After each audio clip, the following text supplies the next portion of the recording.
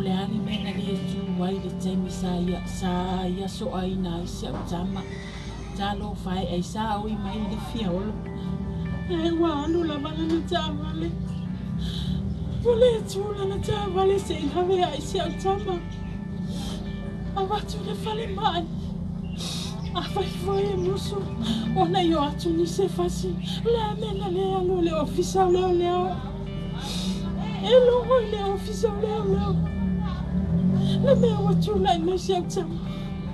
Pangalo le lufa. Pangalo le anga. Wa ele va ai ini macho sa fana pe afa pe fa sa fana. Le ale me wa ele alwai. Elo atonu ai ana elo le ofisa le. Wa matu hatu se atenga ya macho. Pi ole mele. Wa mafatia ya macho loto. Olo me tau tala le polo le alu le longo le matau. Awa ana e tau le matau wa le fauna.